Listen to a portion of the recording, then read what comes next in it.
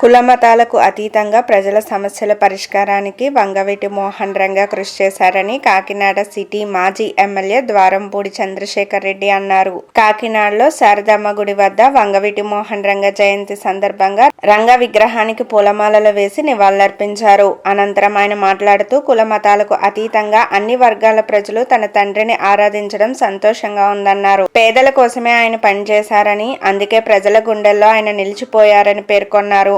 రంగా కుమారుడిగా ఆయన ఆశయాలను ముందుకు తీసుకెళ్లడానికి కృషి చేస్తానన్నారు.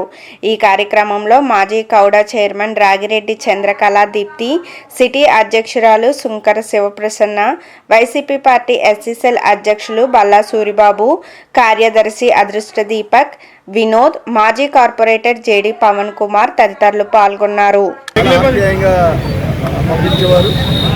దగ్గర కూడా తీసుకుని చాలా రాజకీయంలో కూడా నిధులు చేయడం జరిగింది.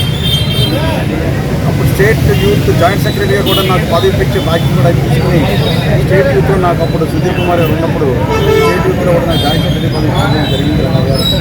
ఏదైనప్పటికీ కూడా ఇప్పటికి కూడా చనిపోయి ఎన్ని సంవత్సరాలైనా ఆ మహానుభావుడు మర్చిపోకుండా ఉన్నారంటే కారణం పేదల కోసం నిలబడ్డారు.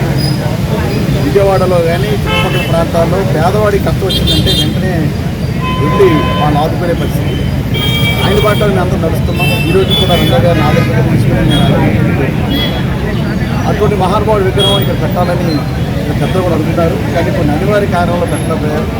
ఏదైనప్పటికీ కూడా ప్రభుత్వంలో పెద్దలందరూ కూడా ఆలోచించి మీకు ఏదైతే కొండాపురం బ్రిడ్జ్ అంటే ముత్తా గోపాలకృష్ణ వారిని దిగిన తర్వాత ఉన్న జంక్షన్లో ఆ జంక్షన్కి వంగవీటి మోహన్ గారు పెట్టాలని, అక్కడ రంగా గారి విగ్రహాన్ని కూడా ప్రతిష్ఠించాలని మా యొక్క కోరిక. ఉన్నటువంటి ప్రభుత్వంలో పెద్దలందరూ కూడా తప్పకుండా ఆ కోరిక నెరవేరుస్తారని, రంగా గారి ఇలాంటి మహానుభావుడు విగ్రహాన్ని మంచి సెంటర్లో పెట్టాలని మనస్ఫూర్తి కోరుకుంటూ మరొకసారి ఇక్కడ విచ్చేటటువంటి మా ప్రెసిడెంట్ గారికి కానీ, అదేవిధంగా దేశీ మేడం గారికి కానీ, మా బాధ్యతలు అందరికీ కూడా రంగా గారి మీద అభిమానంతో అందరూ కూడా ఈరోజు రావడం ఆ మహానుభావుడికి ధన్యవాదాలు జరిగింది.